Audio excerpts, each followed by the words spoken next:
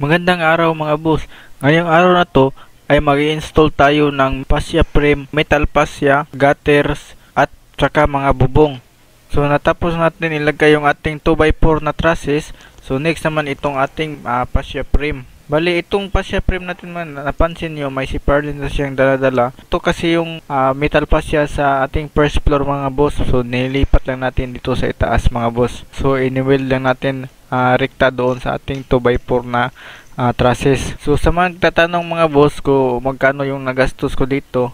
So bali yung nagastos namin dito mga boss ay 30k. So kasali na yung 6 na poste na yan mga boss. Kasali na yung mga bakal sa loob, yung reinforcement bar. A few moments later.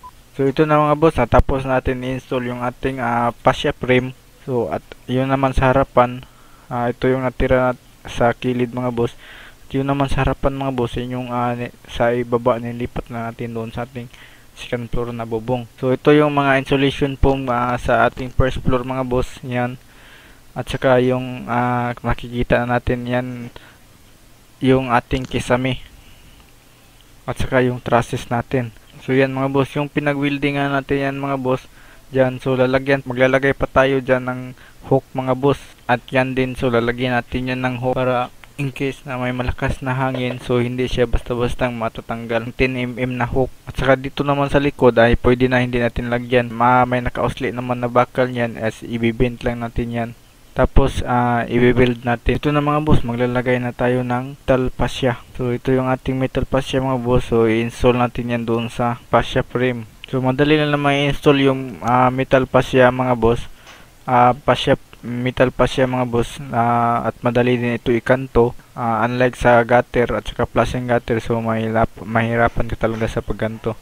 Pero lang kung magaling ka or latero ka mga boss, so yan yung trabaho mo. So balikinantuhan na natin dito sa ibaba mga boss kasi mahirap kasi magkanto doon sa itaas na. So dito na lang tayo nagkanto sa ibaba, yan. So natapos na yan natin magkanto at nalagyan na rin natin yan ng pintura. So bali yung kantuhan natin mga boss is yung flashing gutter at saka gutter. Diyan natin ilalagay yung flashing gutter sa gilid mga boss. At saka doon sa harapan is yung gutter. Yan, so diyan natin yan ilalagay. A few moments later. So yan mga boss, pasensya na hindi ko na videohan yung paglagay ng gutter at saka flashing gutter. So ito na mga boss, natapos na pala. So next natin gagawin is maglalagay tayo ng insulation foam. So bali yung ating bubong mga boss ay hindi natin yan nilagyan ng thick screw. So pinatong lang natin yan sa ating mga zipper lines. Isa-isahin natin yan tanggalin at lalagyan ng alambre bago natin lalagyan ng insulation foam. Higpitan lang natin ng mabuti yung ating alambre para hindi siya maglalaylay at mahigpit yung ating insulation foam. Bali yung haba nating insulation foam is 1 meter.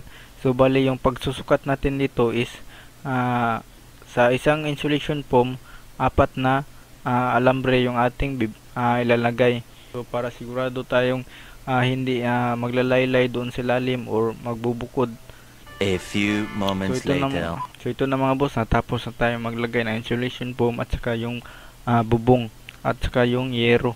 Yan yung nosing ng ating beam sa loob.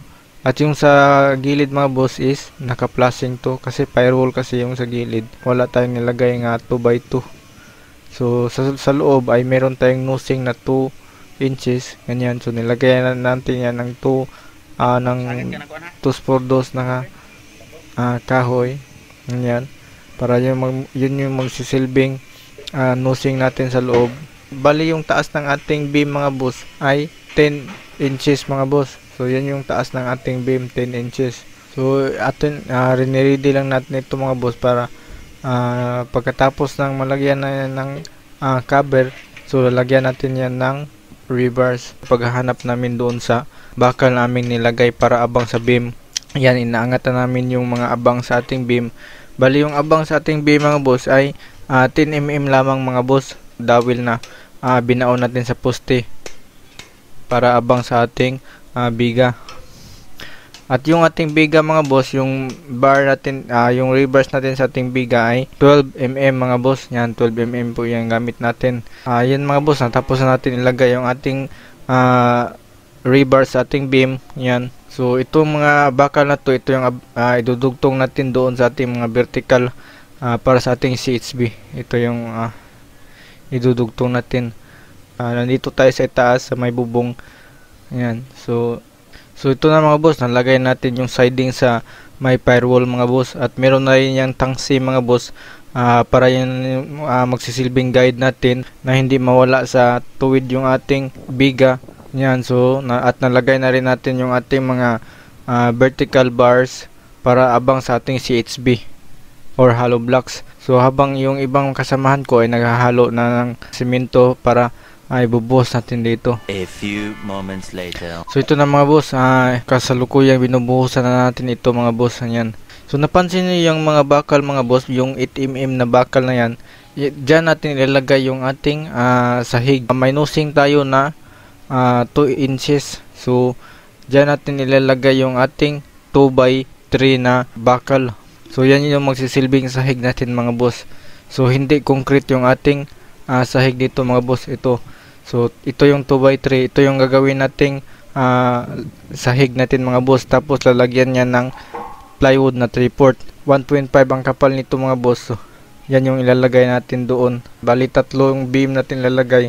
At yung sa gitna at saka yung pangatlo mga boss, hindi na natin yan lalagyan ng beam. So ibababa na lang natin yung trusses. So next is dito naman tayo sa kabilang side na mga boss. So maglalagay din tayo ng beam dito. Bali lahat ng firewall mga boss is lalagyan natin yan ng beam para yan yung magkakarga doon sa ating CHB. So yan mga boss, kailangan natin yung beam para hindi mapupunta lahat sa ilalim yung pwersa. Yan yung abang sa ating beam mga boss. Bali wala po yung putol mga boss. Magkarugtong po yan sa kabilang beam at saka itong nakikita nyong bakal. So plus back na tayo mga boss. So ganito namin nilagay yung abang mga boss yan. Bali 4 yan. Sa kabila naman is 4. So wala po yung putol mga boss. So magkarugtong po yan lahat mga boss. Bali hindi tayo gumamit ng welding sa paglalagay ng sa pagkakabit nito. So tali lang lahat mga boss. Ay iwasan na natin mag-welding mga boss, basta reverse na yung pag-inusapan natin mga boss. So yung reverse kasi mga boss ay hindi design pang welding. Saka yung sa kabila is natapos na yan mga boss.